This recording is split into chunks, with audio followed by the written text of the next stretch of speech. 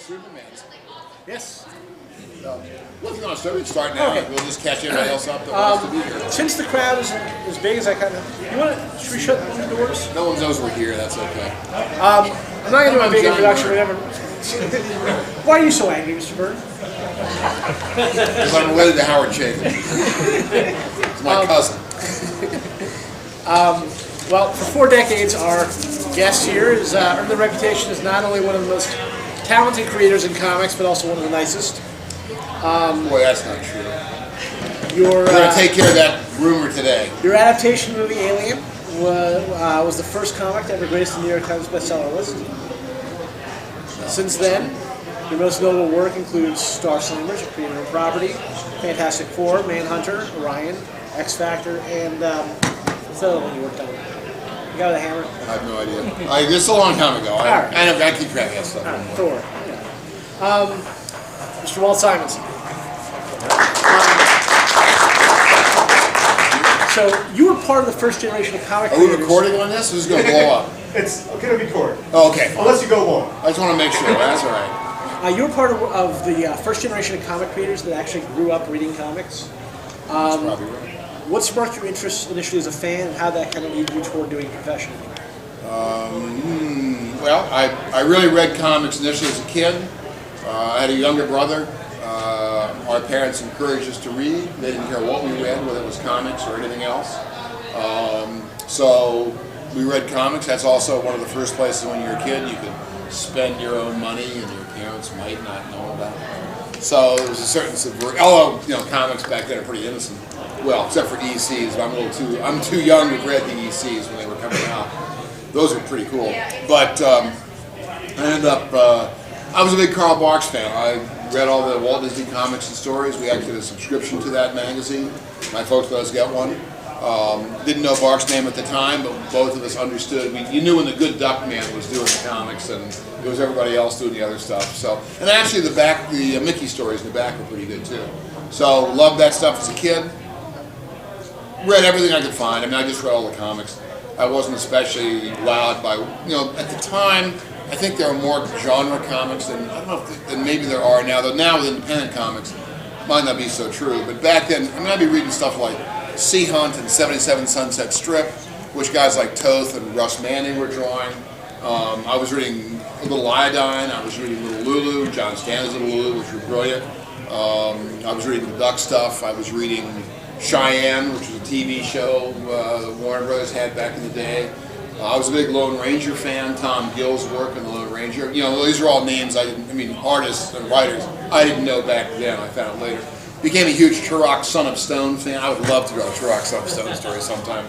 But probably that Turok as opposed to whatever he is now. Another comic I had a subscription to actually.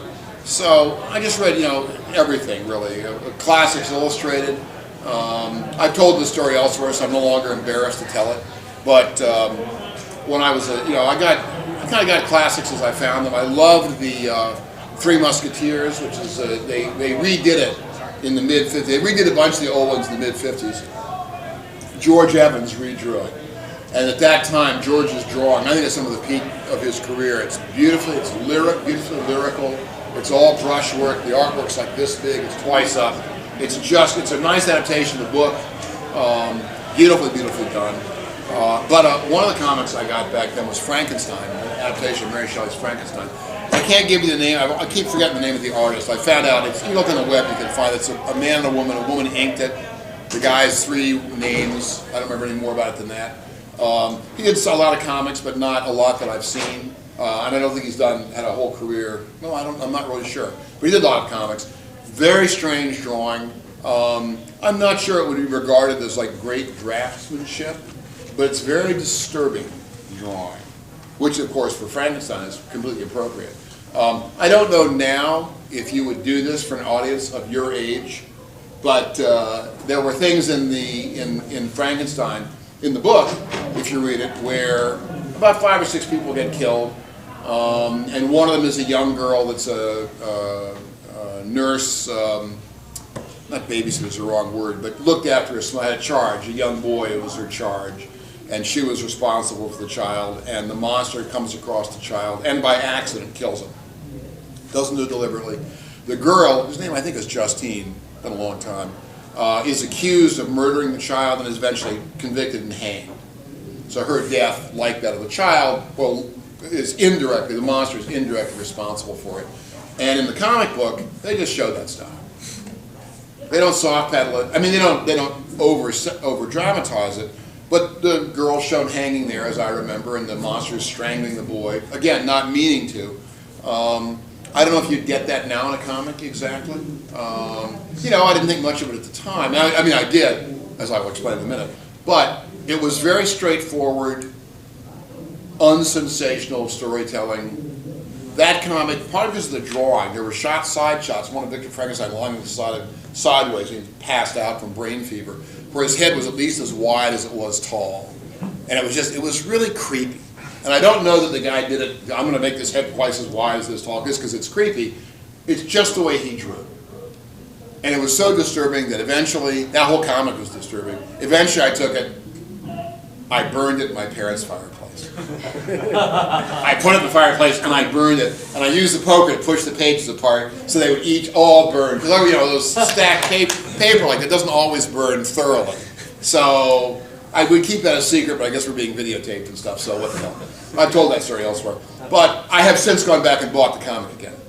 I now have the comic. I can see why it was so disturbing, but it wasn't just the kind. That wasn't the fact that the girl was hanged. I mean, that was just part of the story.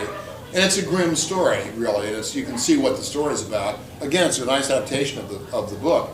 But partly it's because this guy's work is so disturbing, just as work. And the perfect choice for that particular comic is just phenomenal. So I read that stuff. Lou Cameron was the artist on War of the Worlds, on The Time Machine, on Dr. Jekyll and Mr. Hyde, and on The Count of Monte Cristo. The Dr. Jekyll work I thought was a little, either zipped through it faster, it wasn't quite as good. But The Time Machine and War of the Worlds were brilliant. And when I think of the giant Martian machines of Wells, and I think of The Time Machine of Wells, it's Cameron's designs I think of. I mean, I've seen a lot of the others, they're great. He just did brilliant work on that. So as a kid, I was sucking all this stuff in. I read The Land Unknown. I was 10 years old. It was a pretty cheesy black and white film. Not a bad movie, really. Jock Mahoney starred in it. Alex Toth drew the comic. I know Alex Toth's name from A Hole in the Ground back in the day. I still draw dinosaurs that are kind of like that because the way Toth drew with 8,000 teeth. Art Adams gave me a hard time once because I had too many teeth in the mouth of a T-Rex. Well, Alex Toth did this. Who cares how many teeth a T-Rex? I changed it back to be realistic. Honestly, I thought the drawing wasn't as good after that. I thought, man, in the future, I'm not doing that again. I like Arthur, but I'm not going to go that way. But love the comics, so I just read everything. Whatever the story of the FBI, a Classics Illustrated history of the FBI that I'm guessing probably showed the FBI in its best light pretty much all the time in the comic, but that's okay. That's what the comics were for. So I read a lot of that stuff. At the time I was in high school, I was reading a little less stuff. I didn't go see fine comics as much. And ultimately, when I was first in college, I didn't really see them. I didn't really track them down. My sophomore year in college, I discovered Marvel Comics at that time. This was the early 60s, but it was not the beginning. 64, 65, mid-60s. So Marvel was they were already really blossoming. Jack and Stan, Ditko they had really gotten over the early stuff they were doing and kind of begun to blossom into what I regard as the best work for Marvel Comics. And I was wowed by that stuff, so I became a comics fanatic all over again. I bought all the comics, which back then was 11 titles a month, or 20 cents a piece, or whatever it was. So yeah, even as a college student, I could afford to buy all the comics at the time. I first found Thor, Journey to Mystery 120. Pretty cool story. It starts off with Thor fixing his hammer in the forges of the steel-making industry in Pittsburgh because somebody, the destroyer, had cracked his hammer. So it'd be hard to do now. I don't know how many steel mills are left in Pittsburgh right now. But it was very cool. So I got into that stuff. And what I found was that I liked reading them. I began drawing a few things. I was a geology major, so I wasn't really an art guy. But I'd always drawn pictures. My dad was a scientist. Never had any idea that you could make a living as an artist, or I knew nothing about freelancing. My dad had a regular job. All of our friends were family friends were scientists. They had regular jobs, university jobs or government jobs or private industry jobs, whatever it was.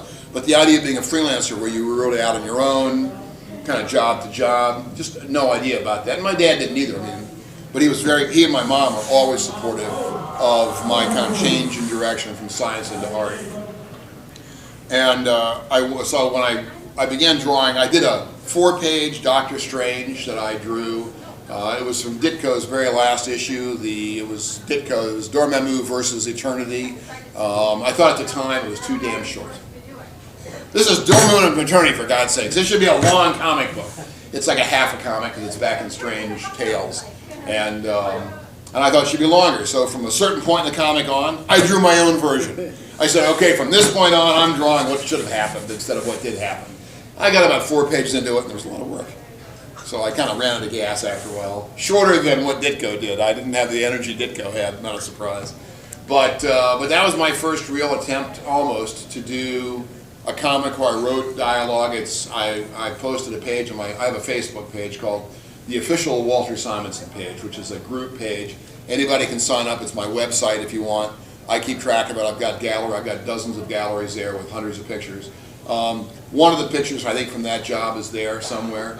One of the pages I think I didn't post has the longest, clunkiest word balloon you've ever read in your life. It makes Stanley look like stenotype, like shorthand. It's like, oh my goodness gracious. It's like the worst stuff you've ever read. But it was I was trying. The only other comic as a kid, I had tried to do one other comic. I did it on manila paper. I put it into my dad's typewriter and I typed the captions. And I had to move it around and type the balloons. Mostly it was captions. Because really the title, I did it in colored pencil. I got about a page and I do it, ran out of gas. But the title of the strip was, I don't have it anymore unfortunately, it was called The Origin of Life. So clearly I was starting off with a modest subject I was going to try to get a hold of. And it was based on stuff I'd read as a kid that was about the early Earth and volcanoes and Fantasia and all that kind of thing that we all of a certain age saw and read at that time. So I got about a page and a half. I'd give a nickel to have those 2 pages, but they're long gone. I have a feeling I haven't seen those in a long time. So when I was in college, I did a little more strips. I did an Iron Man that was about 6 pages long, 5 pages long. I did a Enemy Ace from DC that was about 8 pages long. Each effort was a little bit longer than the previous one. And ultimately I did a Thor strip that was about 30 pages long, penciled and inked. I plotted it. I didn't actually write dialogue. By that time I'd begun to not think of myself as the writer. I'd probably read that Doctor Strange thing I wrote and gone, wow, I better not do any more of this. This is too much. So but I had plotted everything out very carefully, and I did what would have been the climactic issue of a long series of stories. I had an idea that at the time Thor was doing annuals, and they had 2 annuals in a row back in the mid-'60s. Now that they were pretty cool. And so my idea at the time was that one summer, this was if I ran the world, one summer Marvel would do a story that would begin in an issue of Thor. It would run through all the monthly books that month. They'd all come out that month. 10 titles, 11 titles, whatever it was. And then a month later, the annual would come out with the climax of the story. This is a long time before crossovers. A long time. There was one Submariner Iron Man crossover that Stan and Jack and Gene Colan did, which is the first I ever saw. Maybe that was my inspiration, I'm not sure. It was all at that same time. But that was my idea for a story. And 14 years later, after I'd drawn this 30 pages, whatever it was, I got the chance to do Thor, and my first 14 or 15 or 16 issues of Thor were that story. With a lot of additions and a lot of alterations and some reconsideration. But the story of Surtur and the sword and the attack on Asgard and the attempt to bring about Ragnarok, that was my original story from 1967, which originally was titled For If the Odin Sword Be Drawn, because I was still writing really bad stand-up stuff at the time. And at the time they had a thing, the origin, part of the idea for my story, the origin was, at that time Marvel, Stan and Jack invented this giant blade sitting around Asgard called the Odin. It's called the Oversword originally. Came to be called the Odin Sword, and it was said that if it was withdrawn from the scabbard, the universe would end. Now, they never pulled it out of the scabbard. They used it once in the Mangog story a bunch of years later, and they used it in a couple other things, but it never got drawn out of the scabbard. When they did, it began to have a lot of Kirby crackle, and you never knew what was going to happen, and then got put back in. That was the end of it. And my idea, the idea I brought to that at the time in the 60s when I was reading Marvel in 67, was that it's a huge sword. That was Surtur's sword. In the actual Norse myth, Surtur is a great fire creature who lives in the south in Muspelheim in the realm of fire. And at the time of Ragnarok, in the twilight of the gods, he rises up. He kills the god that comes up against him, Frey, I believe. He kills Frey because Frey has given away his invincible sword earlier in the stories, and so is unable to defend himself. And after he's killed Frey and all the other gods are dead, and most of the enemies of the gods are dead, Surtur rises up, unable perhaps to survive. It's not very clear. Myths aren't like comic books where you're trying to keep your continuity straight all the time. And he rises up with his great burning sword and he flings fire across the 9 worlds, and everything burns. And presumably even Surtur himself goes up in this great conflagration, and almost everything is destroyed. The earth itself sinks down into the ocean, and ultimately there's just the ocean and the smoke, and the 9 worlds are gone. And then it turns out, after a time, the earth rises up again out of the ocean, and the very, very highest halls of Asgard survived the conflagration. And life, a man and a woman survived inside, I forgot, maybe inside a tree trunk on the earth, but they survive and they repopulate. And some of the children of the gods survived up in Asgard, up in the highest halls. It goes on. But I thought that the Odin sword should be this great fiery sword, that would be what would ignite the 9 worlds. And also there was, I don't ever choose in the comic, there was a double-page spread that Jack drew. Just here's a picture of Asgard, the kind of stuff you just use. Here's how Asgard looks, you know. And it's Jack's kind of science fiction-y Asgard, and ramps and statues to the unknown hero and stuff like that. And there's an eternal flame over in one spot. And so I thought, well, that'd be cool. The eternal flame, it's eternal. That's the flame that Surtur lights his sword with. It won't just light in the fires of Muspelheim. It'll light in that flame. And so that was the genesis for this issue that I drew where Surtur attacked Asgard to get to the eternal flame, and I'd worked out some other stuff. By the time I was doing the comic, the Odin sword had been destroyed, and rather than go back and say, oh, well, it wasn't really destroyed, that was the duplicate Odin sword, the real one's over here in a corner somewhere, I just had Surtur make his own sword and start over again, and that actually worked out okay. So, you know, all this stuff kind of grew organically out of a lot of things. The stuff I read as a kid, the stuff I read then in college. By the time I got out of college, I came to RISD. I was at RISD. I graduated from college, took a year off, decided to go to art school, applied to RISD. I got in as a transfer student. I was treated as a sophomore, so I went back to undergraduate for 3 years. Graduated a second time, so I have 2 bachelor's degrees. How useful is that? But yours actually are both, the knowledge they represent in many ways was incredibly useful. I don't mean to denigrate that, it really wasn't. It turned out to be time well spent in both schools. But what happened was, while I was at RISD, I began reading fewer comics, but I began drawing more of them. And ultimately, I drew a 50-page science fiction epic that I penciled, wrote, and inked, lettered, in black and white, bound the second half I bound up. That became my portfolio when I went to New York City and showed my work and said, hey, I'd like to make a living with this. That's Star Slammers, right? That was the Star Slammers. And I was able to make a living, so all worked out okay. You broke in... We've had time for one more question. When you broke in, it was the early 70s, and there's a lot of new talent entering the field at the time. Howard Chaykin, yourself, Frank Miller, Jim Starlin. Yeah, those guys are no good. No. Whatever happened to them? I have no idea. Was there a conscious changing of the guard? Like when you were... Yeah, we came in and booted all those old guys out. Those really awful artists like Joe Kubert and Carmine Fatino and Jack Kirby and all those guys. We got rid of all those guys. No, well, not in the sense that you mean.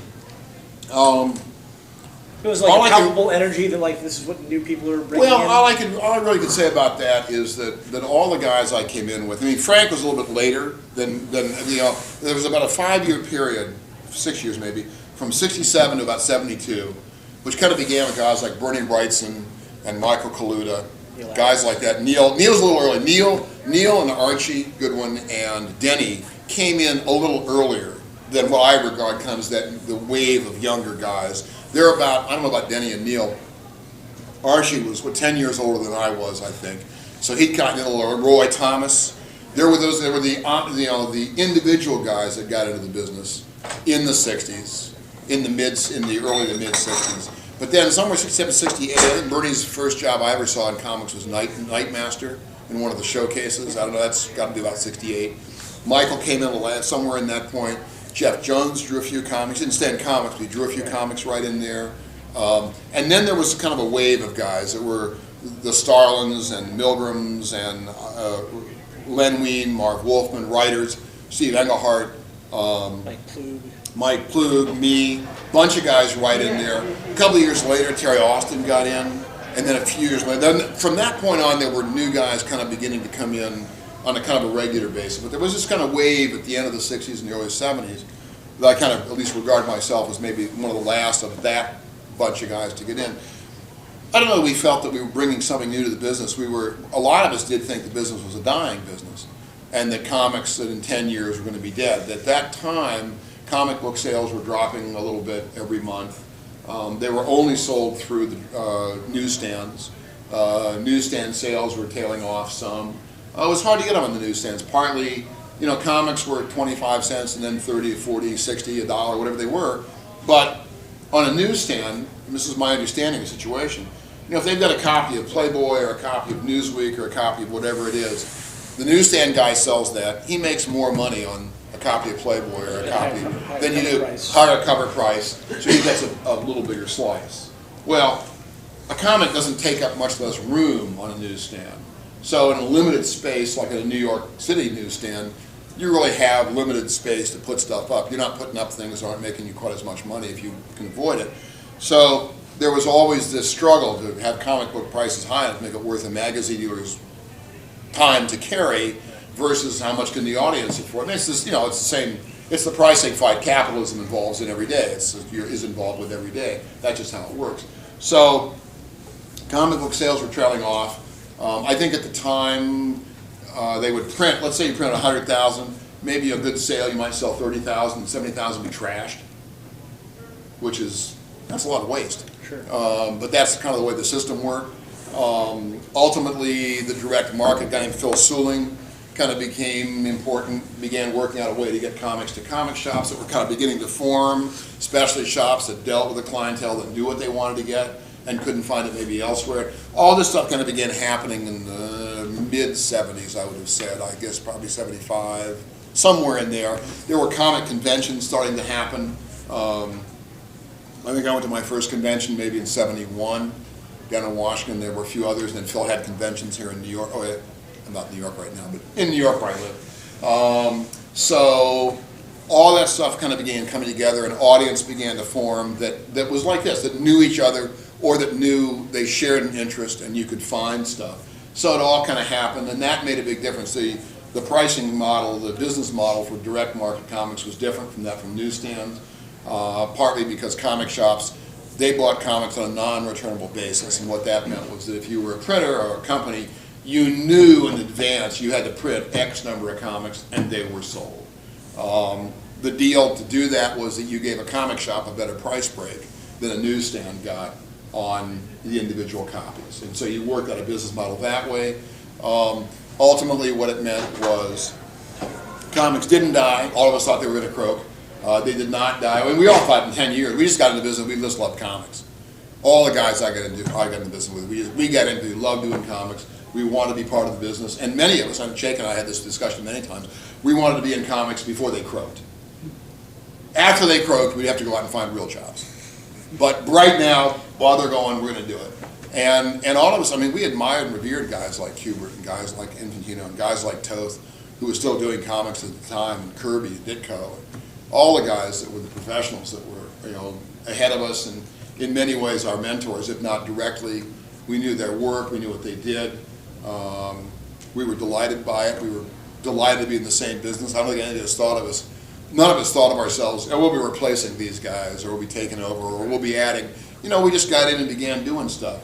I've heard different, accounts of kind of how you view the 70s. I mean, I have friends that, love comics in the 70s, not quite younger fans now, but they used to be younger fans. And then guys like the 80s. My own view of that, and this is just me, so, and I've heard other people have very different views of it. I kind of feel that the 70s, for me, with a very few exceptions, were mostly kind of retreading things, treading water for a while, where Galactus came back for the 4th time, or this guy did this.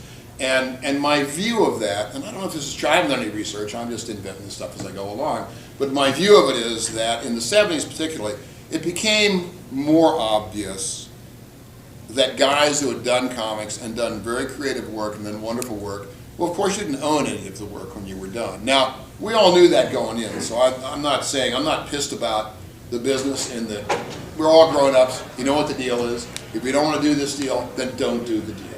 Go do something else. But, I mean, if I'm not going to make $1 billion out of the stuff I invented on Thor, no, that's the way it goes. I did Thor at the time. I got paid for it. I'm happy with what I got paid at the time. I mean, I wouldn't mind if Marvel sent me a large check for some of the stuff in the movies. But, I'm not holding my breath waiting for that to happen. But in the 70s, we'd seen guys like Kirby kind of wrap it up at Marvel and go to DC, and he'd done he core creator of Marvel Comics. And really, that was the end. Thanks, Jack, you're done. And so my feeling is in the 70s especially, there was a lot of redoing stuff because we weren't so eager to start creating a lot of new material knowing that really we had no vested interest.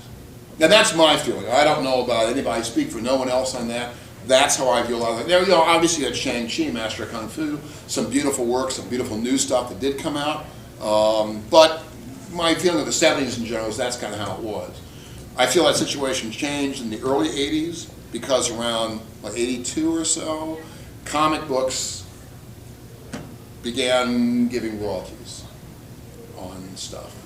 The irony there was that I have friends and relatives who, including me, who had discussions with important people at both Marvel and DC who explained to us very carefully, as you would explain to someone who didn't really quite understand how things worked in the real world, that really comic books, they couldn't really afford to give royalties to people because if they gave royalties, they'd be going out of business. There just wasn't enough of a profit margin, and they couldn't really afford to do this. And oh, by the way, we're giving royalties starting like next week.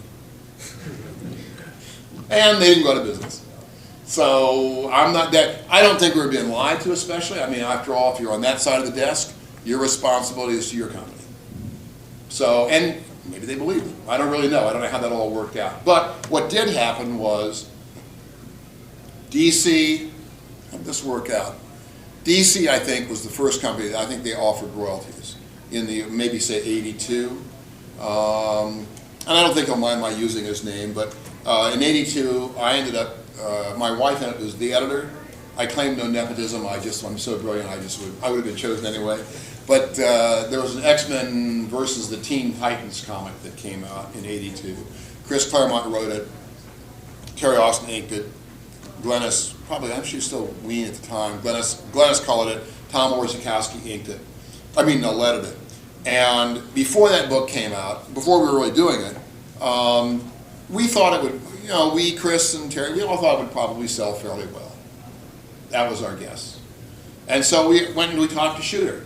That's why I'm using his name, but Jim won't, hey Jim, I'm sure he won't mind. We talked to Jim about getting some royalties out of it. And Jim explained to us carefully that wasn't really possible because it was, if companies gave royalties, they wouldn't really survive. That's really the gist of it. And between the time we had that talk and the time the book came out, Marvel had instituted a royalty policy. Book sold 500,000, sold 500,000 copies, which at that time was pretty remarkable. And we got some nice checks out of it. Not enough to retire on. That's okay. I'm not greedy. But there was some found money in that book. We were very happy about that. And then after that, Marvel and DC were giving royalties. Essentially, and then eventually there were some creator character deals, where if you created a character, there was a few bucks in the character you would create if they were used in other ways. Now that's all been parsed out very, very finely, and some people are cranky about it, some aren't, but there is something in there. But what it really meant was that from the early 80s on, you had a bit of a vested interest in how your book sold, in how well it's, how many copies you sold, and what you put in there. And so my feeling is that somewhere in the early 80s, new stuff began finding its way back into American mainstream superhero books especially, because creators began to get a vested interest in what they were doing. You know, much later, I don't have as much of a timeline for much more recent stuff, because I haven't been involved in as much stuff in a number of years, that kind of work. But that was kind of how it went at the time. And when comics were selling very well, up until the early 90s, and some pretty good royalty checks came up. So it wasn't a bad way to make a living. And it was encouraging to create new stuff and put it in your books and have new stuff happen. So it was fun. You mentioned that the 70s was kind of a creative lull of sorts, but that was also when you kind of had your first big fan favorite project, which was Manhunter. I don't know about fan favorite. I think 5 people saw that. I think it's pretty well remembered, you know? Well, it's well remembered now, although honestly, it came out in 73, 74. Direct market didn't exist. The internet wasn't around. There were still fanzines. But basically, the kind of buzz that you would get on stuff now, it just didn't exist back then. So, what it did do was it was well thought of professionally. And the result was that it won some awards at the time. I'd been in comics 6 months when I started doing that project. When I started working on it, man, it took a year. It was a year. We just did it for a year. Archie left DC Comics to go work for Warren. When he left, we wrapped it up. Julie Schwartz was going to be the new editor on Detective Comics. Julie was not going to use Manhunter at all. He was going to put, I think maybe the elongated man, one of his kind of guys, into the book. I don't remember if that was the right character, but one of those guys.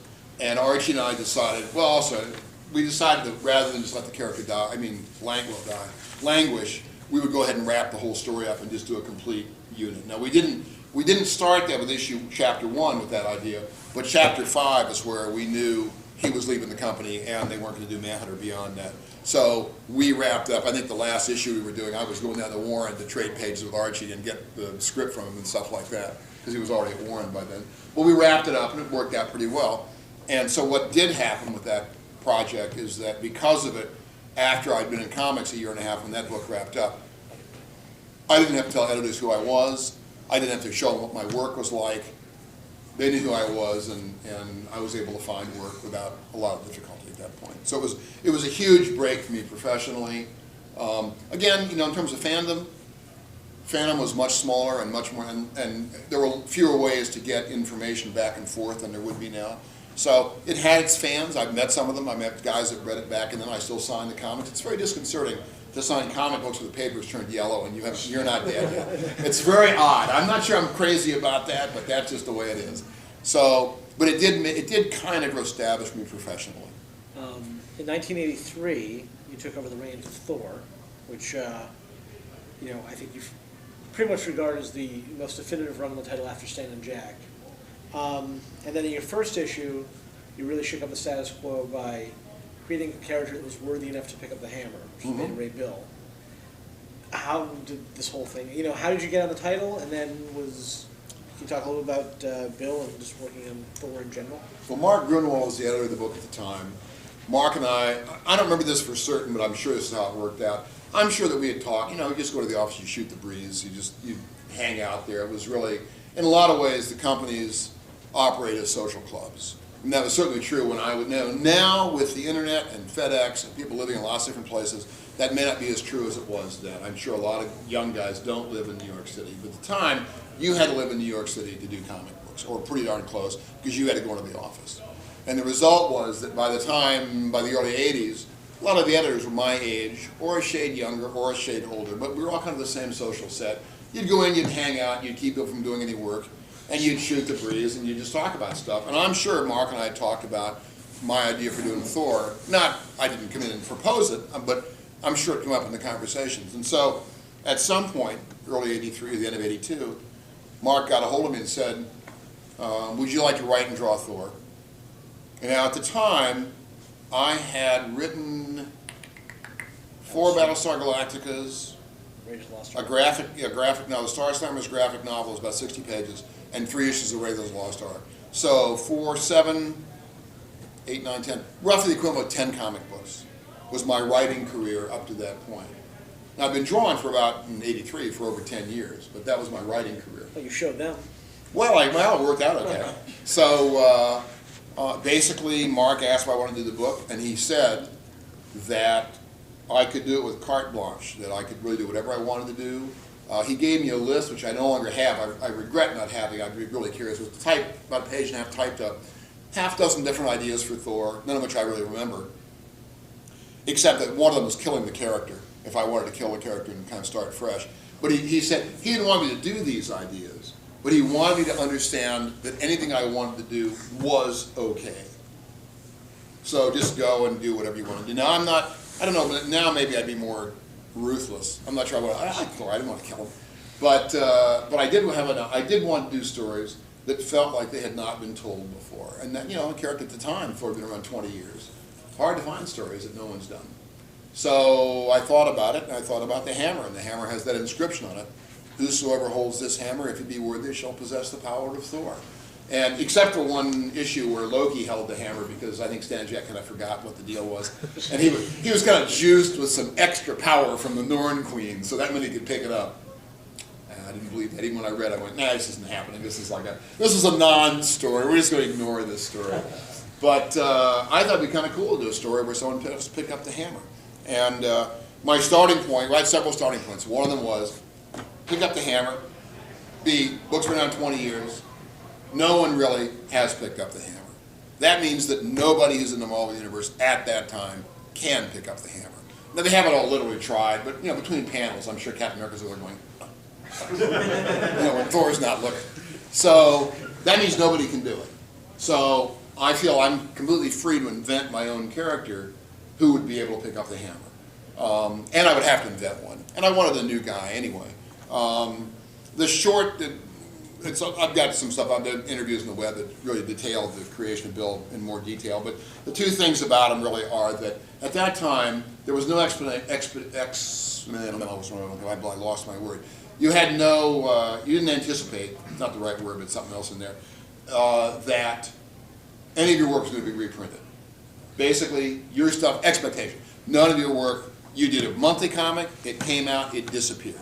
Now, by that time, it was in the back issue boxes. Yeah, you could go find a back issue box and find it. But really, it was a monthly deal, and that was the deal. So the idea they put out a 1,200-page omnibus of my Thors recolored 30 years later was just not even my wildest dreams. So comics were about 20 pages at the time, 22, 20, whatever they were. And you're dealing in shorthand. You don't have a lot of room to explain stuff. So you take a lot of shortcuts. A guy like Frank was a master of that. And I don't mean shortcuts in a bad way. But you got to meaning as quickly as possible. So in Bill's case, for example, I made him look like a monster. That's because mostly, and I've told other people elsewhere, in comic books, bad guys look like monsters, and bad girls wear less clothing. So that's kind of what and the thing is, you see the monster, you go, bad guy. Now you do Beauty and the Beast. I mean, there are variations. I don't mean to suggest this is it's a generalization, like all generalizations. It's not entirely correct, but that is how it was. So I created Bill as a monster visually, because you also want to mislead your readers. You'd like to play fair with them, but you don't want them to be able to guess your story every time you do a story. So by making him a monster, at the end of the first issue, I didn't break any rules. Bill's a good guy. You find that out after a couple of issues. But the upshot is, nobody wrote in. And I wrote the letter columns for my book. I wrote all my letter columns. I read all the letters that came in. I wrote the editorial voice. I didn't write my own voice. Once in a while I would say, we're going to let Walt answer this question. And Walt would answer. And then I'd go back to being editor again. But it was always me.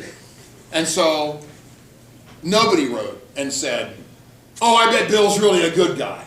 He picked up the hammer. You lying scum. They all wrote and said, don't you know what you're doing? Don't you know what that hammer says? Don't you understand how you've screwed this up? I had a lot of that kind of stuff. It was great. And then, of course, they had to go out and buy the next issue because they couldn't stand the fact that I had a bad guy pick up the hammer. So basically, my work here was through. So Bill was a bad guy to look at, but obviously not a bad guy in the end. And the other thing people ask about occasionally is his name. Beta Ray Bill. I've had people go, oh, that's a terrible name. That's like a Jack Kirby name. And I think, man, like a Jack Kirby name, boy, shake my hand, man. That's all right. I'm there. But the deal with that simply is that look, I don't know how Bill talks. He has no lips.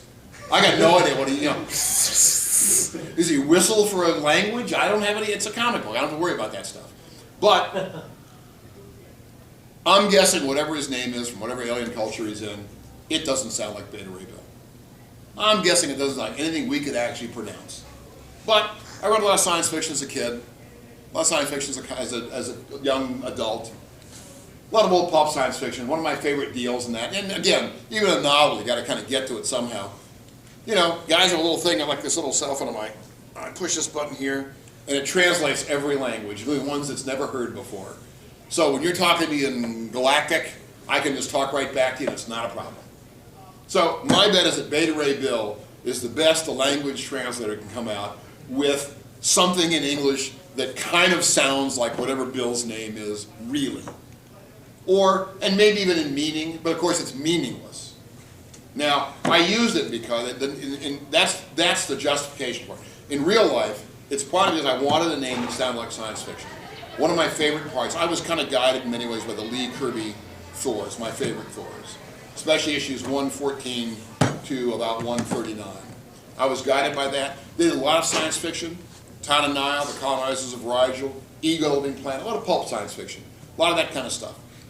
So I did a lot of that. I like that in Thor because I think that science fiction with Thor looks back to the past, to the mythological past. The science fiction looks forward, back then especially a more optimistic future, but to a future. And I like the tension of the future and past that gave Thor. So I did some of that in the book that I was doing. That's why Bill started out that way. So with the science fiction stuff in mind, I need something that sounds scientific, like beta rays. Beta rays are kind of scientific. Now, and the thing was, gamma rays are already used in the Marvel Universe. They were already taken in the Marvel Universe. I couldn't really use gamma rays. That's too associated with the Hulk. And alpha rays doesn't have a hard consonant as the beginning of the word. Alpha just sounds kind of wimpy. I'm the alpha dog. Okay, fine. But really, it just doesn't sound beta ray. Even though beta rays are like loose electrons, they don't do very much. It sounds kind of cool. So I said, okay, beta ray. And then, because in a sense, Bill was the everyman of his people, even though, of course, he was much better than most of them, a hero and a very tough guy. But he was their representative. In that sense, he was the everyman. So I wanted a name that represented that, a standard name. So my original idea for that was Beta Ray Jones. A name like Jones, Johnson, Smith, whatever you would find. I mean, Johnson's the most, I think it used to be anyway, the most common name in English. I don't know if that's true now, but Johnson's not a Beta Ray Johnson. That's more syllables than I want. It's a little clunky. I said Beta Ray Jones because Jones is standard. But at that time, Marvel had Rick Jones. They were doing Indiana Jones. They had an editor named Louise Jones. I began to think, a lot of Joneses here, I'm just not going there. And so eventually I settled on Bill because William is it's a standard English name. It's alliterative. It's alliterative. I want that Stan Lee, Jack Kirby alliteration in there. So Beta Ray Bill's where that came from. So that's really how that stuff got started. There's a million things, but that's the character. There was a lot of thought in the character. The other thing I will say, because I've seen people grouse about this too, oh, you have little faith. Also, you have no historical understanding. When Thor, when Bill gets the walking stick, for those, this is a spoiler warning. If you haven't read the stories, I'm sorry. If you're here, you should have read the stories by now. I'm sorry.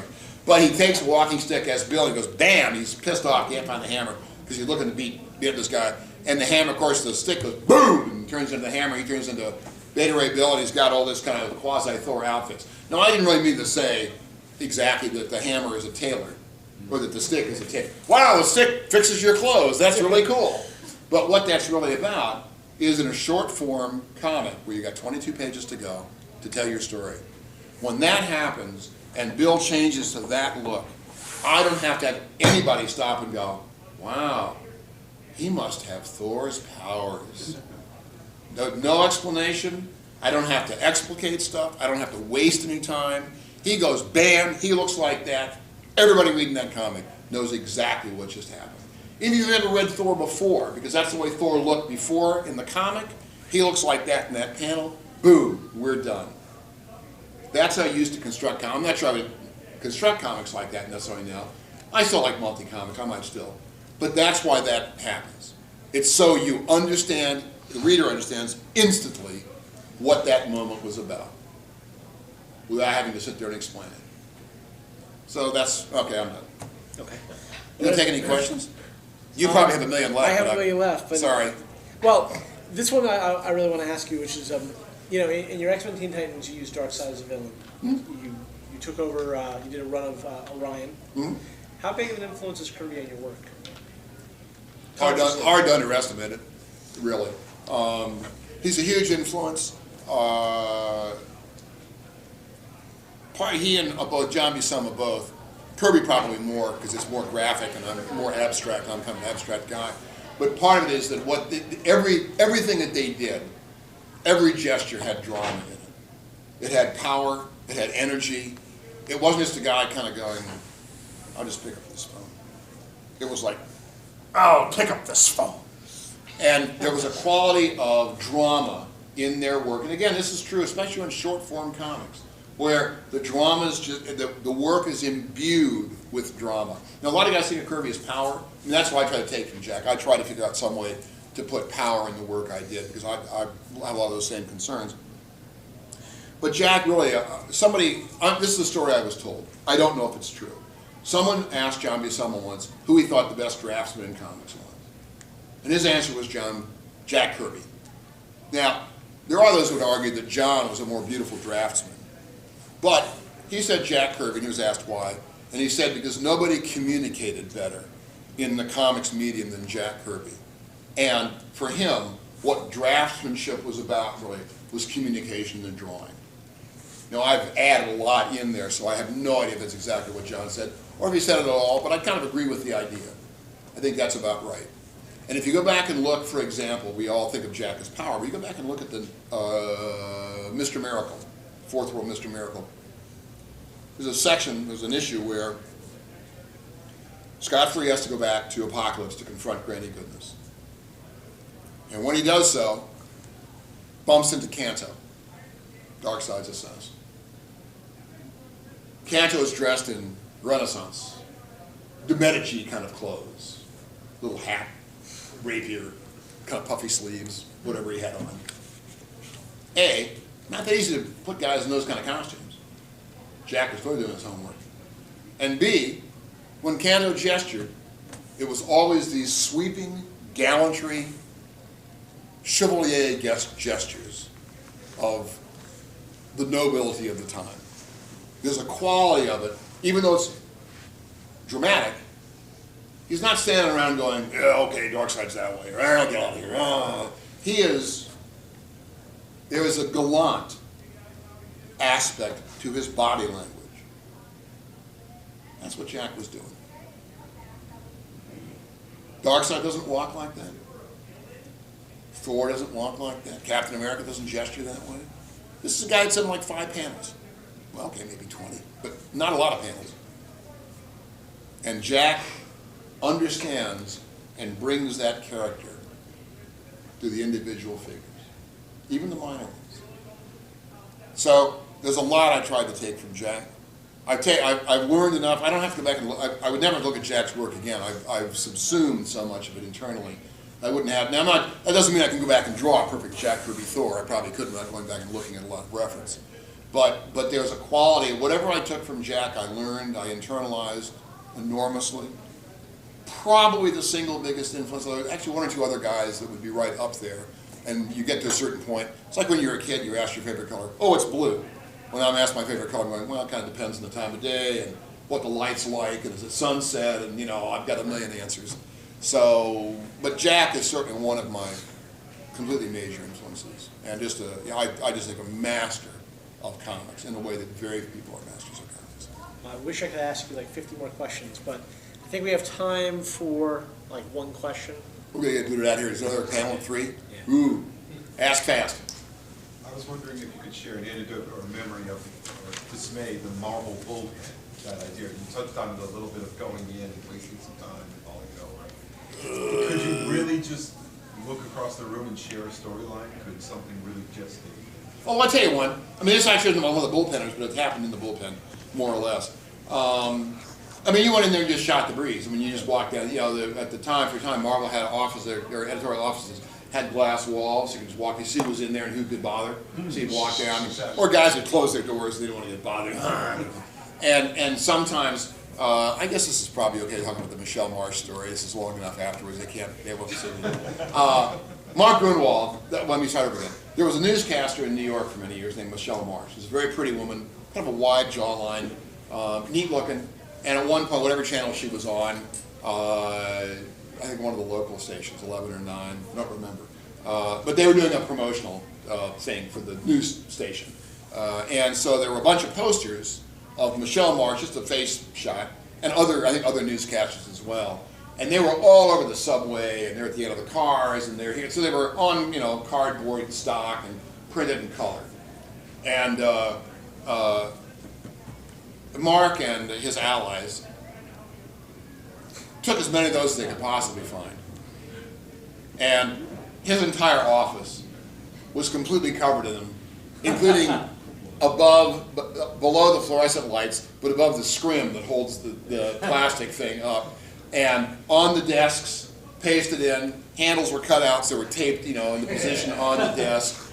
I think the phone might have had something on it, I can't remember anymore now. But basically, there was a time when the entire office was nothing but Michelle Marsh, which would probably creeped her out if she'd known about it, but I don't know if she ever knew about it, so, well, maybe she did, I don't know. But it was hysterically funny. Once Mark built a dais. Mark was in many ways the spark of old Marvel. He carried the flame of what Marvel had been for a long time. And he and Howard Mackey, I think Howard's assistant then, built a wooden dais into half the office and put their desks up on top. So you had to come in, they were kind of up here looking down at you from this rude wooden plywood dais. So, yeah, that kind of stuff. The other thing I will say, and credit where credit's due, I was in one time when I was doing Thor, I was in shooting the breeze, just walking around. Bumped into Chris Claremont. Chris was up, he was there all the time too. And we were talking, and I had a story in which I was going to have Balder confront Loki. And they were going to have a confrontation, and Loki was kind of joshing Balder and ribbing him and needling him. I like a Loki with a sense of humor, but a kind of a nasty one. And I also like a Loki who has balls. One of the things for me about the old Marvel heroes, when Stan and Jack and other guys were doing them, like Dr. Doom or the Red Skull, Doom, I can give you an example. Often, when things came to the crunch, they turned chicken. Now, I admire Stan and Jack enormously, but Dr. Doom turns chicken. I mean, there's one thing in the early issue, maybe his first issue, but early, he got swept off in a meteor, and he's calling for help, help, help, help. And I'm just thinking, okay, so if Captain America's on that meteor, and he doesn't have a spacesuit on, he's not going, help, help, help. He's going, okay, if I leave the meteor at this angle, I can roll when I hit the spaceship, but it'll break my fall, I'll be able... He's thinking how to get the hell out of there. So, I always thought that there were 2 or 3 guys in Marvel that should never be chicken. Bad guys. Loki was one, although he's kind of problematic, but Dr. Doom, maybe the Red Skull. So, I'm talking to Chris about this, and I've got an instance where Balder finally snaps, and he grabs his sword, and he knocks Loki down, and he jams it down, but he jams it right beside his head into the ground. Oh, good, now we can talk about the real stories. We're off camera. And, okay, here's what really happened. So, I was talking to Chris, and Chris said, oh man, I thought you were going to have him cut his head off. Or something like that. Or actually stab him, really stab him. And that got me thinking about that scene. And the thing about driving, I wasn't entirely satisfied with driving the sword in beside his head, because it's not quite cathartic enough for what's going on, for the kind of what Balder's kind of gone through. And I don't remember now if Chris literally said cut his head off, or just said cut him or stab him or whatever, I can't remember. But that grew into the scene I did eventually do, where Balder cut off Loki's head. Well, it turns out as a sorcerer, Loki's a little harder to kill than that. It worked. He has a stiff neck for a few days, but it's okay. So, and that's one of my favorite bits in my run on Thor. And if I hadn't gone and hung out in the bullpen and shot the breeze with Chris, probably wouldn't come out like that. Hard to know, but because I wasn't completely satisfied with what I had at that story up to that point. But that's the kind of stuff you shot the breeze and got some input. You're also cautious because you don't want to spill too much of your stories, it might show up in somebody else's comic. So you kind of were a little cautious about things. But it was a great place to go in. And also the other side of that was you saw other people's work. I feel bad about that now. I don't know how it works for younger guys. But I remember walking into D.C. in the first few months I was at D.C. Bernie was doing Swamp Thing with Len Wein. And we were in the coffee room, and we were all sharing pages. And he had just done a werewolf story, which might have been issue 4 or 5 maybe of Swamp Thing, whatever it is. And there's a great interior splash of the werewolf, and it's all full of Zipatone. It's a shading film. And we just looked at that. We all went, "Oh crap! Now we all have to go home and get better again." So Bernie's still ahead of us. It was really annoying, but it was very challenging, and it was very encouraging to see all everybody else's work. It was very challenging to see the really good stuff go by. A lot of ideas got shared. Honestly, it was a great time to be doing comics, which I appreciated much more later. But that kind of the business when you had to be in New York and you went to the offices and you saw the work people were doing and you talked to people, which was very encouraging. It did kind of make it a cohesive enterprise in a way that which is kind of funny, with all the crossovers that are done now. Yeah. So in some ways it's, the storylines are all more tied together. I don't know if at the professional, I can't say because I'm not in the office much. I'm not one of the young guys. If I were one of the younger guys at 30 years old or whatever, I would have a better idea of what this means. But I know so many guys don't live in the city anymore. And you get together at conventions. You'll see people at cons. I know some friends of mine go to cons all the time, so maybe it works that way at the conventions and you can still share and see what's going on. But at least for me, it was a good time to be doing comics and to be learning not only from, an Alex Toth job came in. I saw his Burma Skies job that Archie wrote came in. It's on the web. You go look on Burma Skies Toth, you'll find the job. It was just, what you see on the web is compared to the pages, holding the page in your hand. I would use language I'm not going to use on being recorded, but gee, Christmas. It was just, you see, you saw the rough edge of the Pentel he was using as a dry brush. Alex was always experimenting with stuff. A lot of that didn't last very long because it was fugitive media, who knew? But looking at that stuff coming in, or his, the Faith, Hope, and Charity, his job with the Gloucester Gladiator, I forgot maybe that was Burma Skies. That was Burma Skies. That was the end where he's got a biplane fighting Japanese heroes. Archie wrote stories for Alex, and they were brilliant. And it was just, it was amazing. You'd see Kubrick's Tarzans come in. You just think, okay, why don't I just kill myself now? Why should I bother? Why even bother having a job? Maybe UPS can use a guy lugging packages around or something useful. But it was inspiring. I've often wondered that, being the bullpen, would you look over the wall and kind of like, oh, Well, you can see a lot of stuff. We're done. Yeah, unfortunately, I have to cut you off. We're done. I wish we could talk about